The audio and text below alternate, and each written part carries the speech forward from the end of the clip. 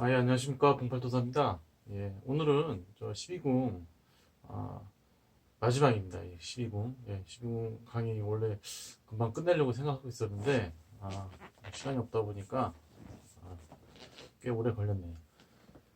그래서 오늘은 12궁의 마지막 부모궁이에요. 부모궁. 예, 부모궁은 제가 미리 이렇게 그림을 그려왔는데요. 예, 마이성법을 보면은 부모궁은 그 1월각을 부모궁으로 삼는다. 뭐 그렇게 생각하시면 됩니다. 예, 그래서 1월각이 뭐냐면은 이 눈썹 위에 보면은 뼈가 이렇게 두둑하게 이렇게 솟는 게 있어요. 예, 그거를 1월각이라고 그러는데 자신의 왼쪽 이쪽이겠죠? 예, 우리가 봤을 때는 반대지만은 자신의 왼쪽은 일각이라고 그럽니다. 일각, 얘는 월각, 1월각이에요. 1월각. 예.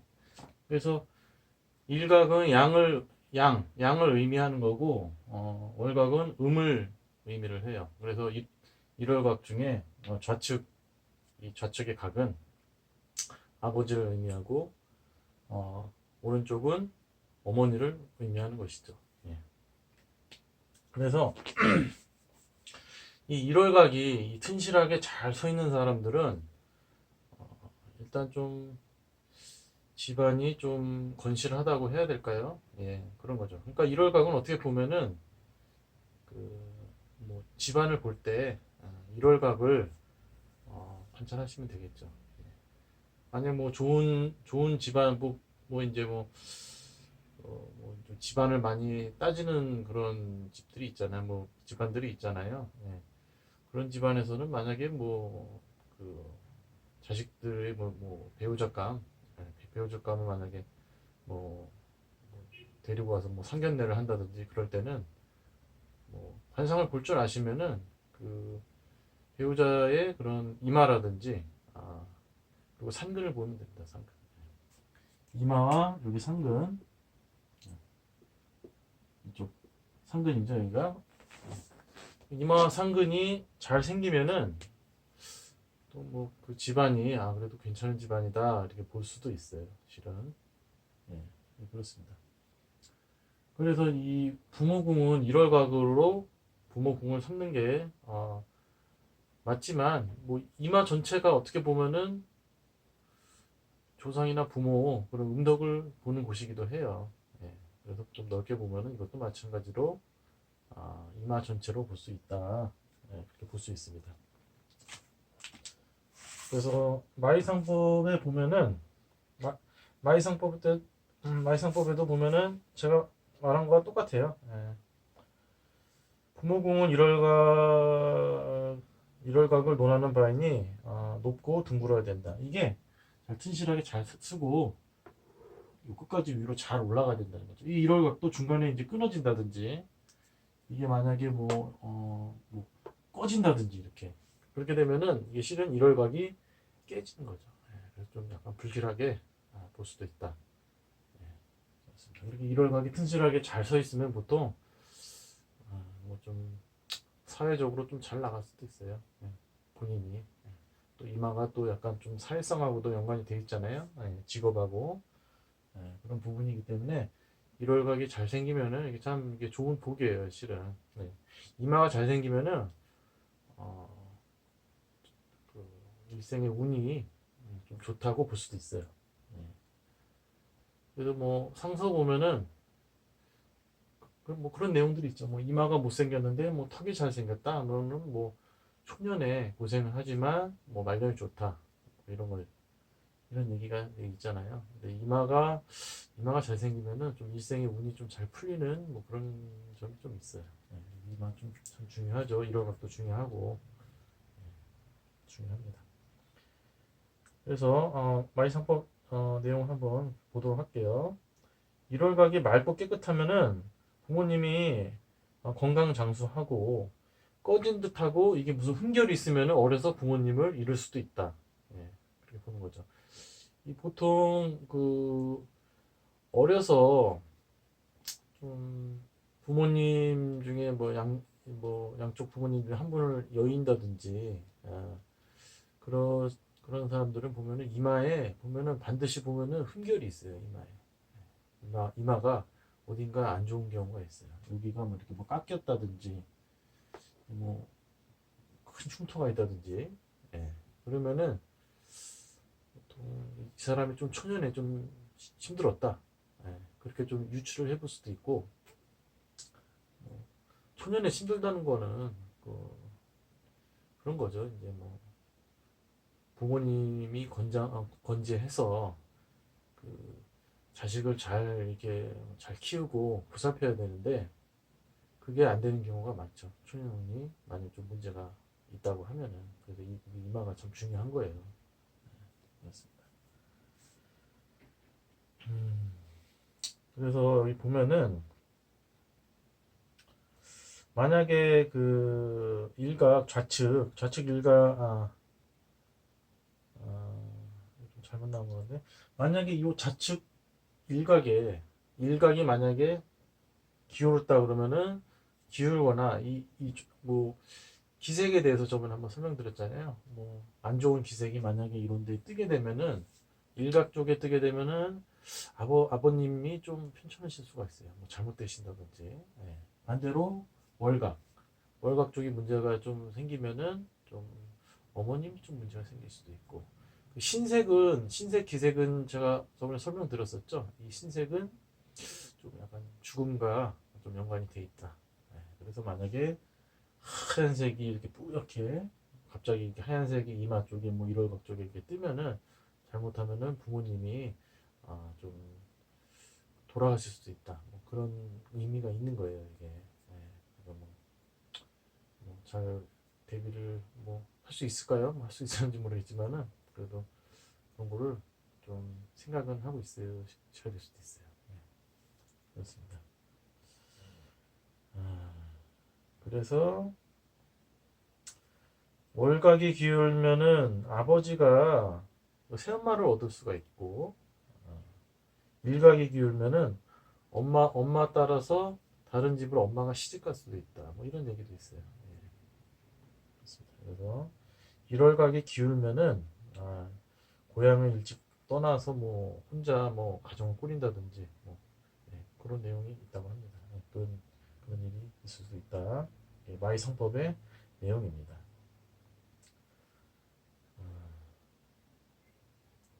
일월각이 기울면은 재화가 따르는데 다만 양자로 보내지면은 이 형상을 면할 수 있다. 이게 좀 약간 좀 힘든 얘기인데요. 이게 그 얘기인 것 같아요. 일월각이 이렇게 기울어진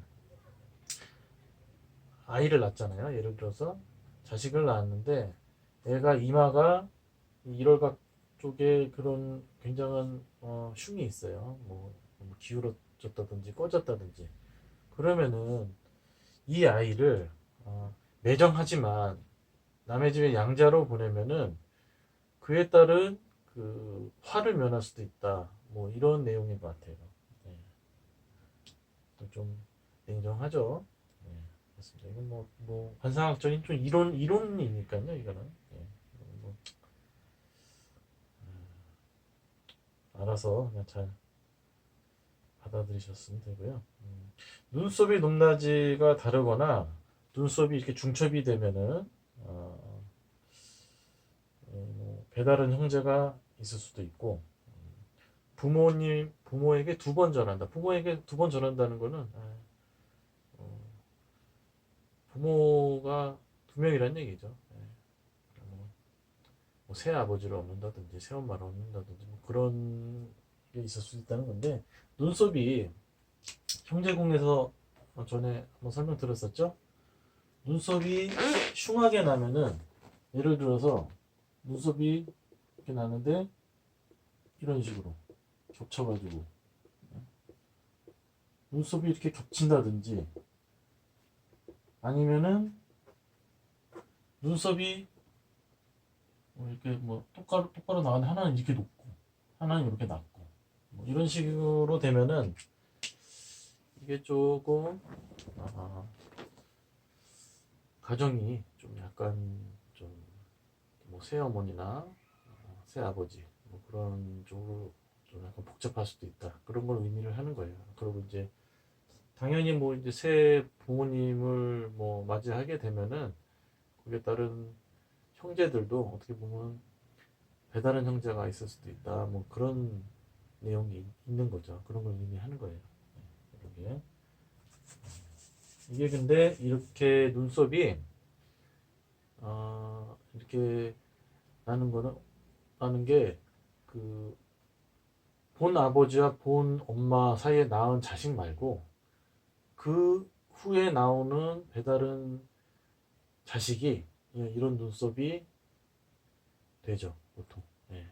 첫 번째 자식은 서로 온전한 양친에서 나온 자식은 눈썹이 잘 나갈 수가 있어요. 근데 그 후에 그럼 뭐 이혼한다든지 뭐 제가 해서 뭐 재혼하고 그렇게 해서 나오는 그 두 번째, 세 번째 자식들이 눈썹이 이렇게 나올 수가 있다는 겁니다. 여기 지금.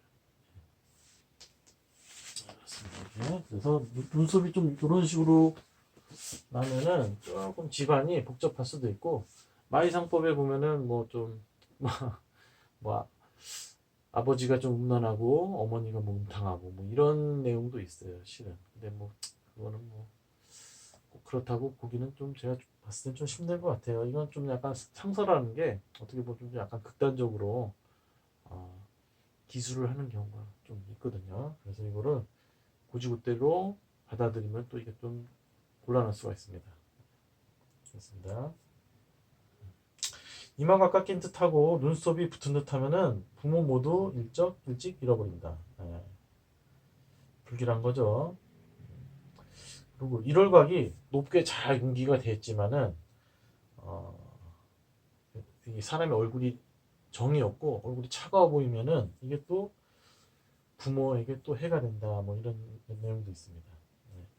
일월각이 정수리로 꿰뚫어 올라가면은 부모 모두 귀인이다. 영화로운 귀인이다. 이게 뭐냐면 일월각이 이게 중간에 끊기는 게 아니라 요 머리 끝까지 예? 요 머리 끝까지 잘 뻗어서 이어졌다면은 이분의 부모가 실은 뭐 귀한 사람일 수도 있다. 뭐 이런 내용입니다. 예. 자, 그러면은 여기 이제 마지막으로 기색에 대해서 일월각에 끼는 기색에 대해서 좀 설명이 나오고 있는데요. 일월각이 푸른색이 떴어. 파란색, 청기. 이 안 좋은 기색 중에 하나 제가 하나 이거 청색을 저번에 말씀 안 드린 것 같은데 아, 적색, 뭐 흑색, 백색, 그리고 청색. 이 청색도 실은 이게 좀 안 좋은 기색이에요. 그래서 이쪽 일월각에 만약에 청색이 이렇게 뜨면은 부모님께서 좀 약간 근심 걱정에 빠지는 일이 생길 수가 있다. 예, 그런 내용을 의미를 하는 거예요. 그래서 좀 이러면은 부모님이 고생할 수가 있다. 예, 그런 내용입니다. 일월각이 검어지면서 검어지기도 하고 만약에 또 시기도 하면은 부모님이 잘못하면은 돌아가실 수도 있다. 예, 일월각에 이거는 부모님을 상징하는 건데 뭐 기생론에 대해서 저번에 말씀드렸잖아요. 그 부위에 어떤 의미가 있는 그 부위에 만약에 안 좋은 기색이나 좋은 기색이 뜨면은 거기에 영향을 미친다. 그래서 당연히 일월각은 부모님을 의미를 하는 거기 때문에 이게 좀 안 좋은 기색이 뜨게 되면은 좀 부모님이 잘못될 수도 있다 이런 얘기죠. 흰색은 죽음을 의미하는 겁니다. 흑색은 뭐 좀 약간 건강상의 문제라든지 뭐안 좋은 일 그런 얘기죠. 일월각이 또 반대로 이건 좀 반대의 의미네요. 일월각이 홍색이나 맑은 황색이 뜨면은 쌍친 두 양가 부모님에게 경사스러운 일이 일어날 수가 있다. 좋은 기색 당연히 반대로 좋은 기색이 뜨게 되면은 부모님에게도 좀 경사스러운 일이 발생할 수가 있죠. 그러니까 뭐 내가 만약에 이런 게 뜨게 되면은 어떻게 보면은 내가 잘 돼가지고 부모님에게 경사스러운 일이 될 수도 있다. 뭐 그런 의미도 있지 않겠습니까? 네. 그래서 부모궁에 대해서는 일단은 일월각이 부모궁을 얘기를 하는 거지만은 실은 요 이마 전체가 어떻게 보면은 그 부모를 의미하는 걸 수도 있어요. 이마 전체가. 예. 그래서 이마가 초년운이잖아요. 초년운. 예. 그래서 이마가 잘 생기면은 초년운이 좋고 요즘 뭐 애기들도 보면요. 애기가 만약에 애기가 지금 뭐 한 2살, 3살, 뭐 4살 이런 조그만 애기들이 이마가 잘 생기고 그리고 귀 있잖아요. 귀도 초년운을 의미하거든요. 그래서 귀가 동글동글하고 아주 그냥 이쁘게 귀가 큼직큼직하고 그리고 이 귓볼도 이거 잘 발달돼서 잘 생기고 그러면은 그 아이의 부모가 건실해서 부모를 아마 잘 키운다 이렇게 봐도 돼요. 예. 근데 만약에 뭐 이마가 애기가 좀 이마가 좀 잘못되던지 뭐 그러면은 뭐좀 가정의 불화가 또 있을 수가 있죠. 네, 그런 거를 의미합니다. 그래서 초년우는 어떻게 보면은 부모님하고 많이 연관이 있지만은 또 이 귀도 예, 귀도 귀도 초년운이기 때문에 귀가 또 이게 또 잘생기면은 또 초년운이 좋은 거니까 부모에게도 좋은 영향을 받을 수도 있는 거예요, 실은. 네. 그래서 네. 부모궁에 대해서는 오늘 마이상법을 뭐 기준으로 이렇게 말씀드렸고요. 어, 무슨 얘기를 하려고 요거 찍기 전에 뭐 생각을 해놓은 게 있었는데 갑자기 생각이 안 나네요. 네. 그렇습니다. 오늘 1월각에 대해서 뭐 설명드렸고요. 이걸로 12공 마지막까지 이제 끝낸 거예요. 이제 마지막으로 끝내고 다음 편에는 12공에 대해 12공을 한번 복습 한번 해야죠. 쭉. 네, 12공을 전체적으로 한번 복습을 하고 뭐 빠진 내용이 있으면은 그때 다시 한번 설명을 해드리도록 할게요. 그래서 오늘은 이제 드디어 12궁 좀 금방 끝낼 줄 알았습니다. 금방 끝낼 줄 알았는데 몇 달 걸린 것 같아요. 제가 여름 한참 덥기 전에 유튜브 처음 시작했는데 지금 이제 찬바람이 슬슬 불려 그러는데 이것도 참 쉽지가 않네요. 그래서 오늘 12궁 오늘 강의 봐주셔서 감사합니다. 감사하고 다음에 이제 12궁 한번 복습 한번 하는 걸로 총정리 한번 해보도록 하겠습니다. 오늘은 이걸로 마무리하겠습니다. 감사합니다.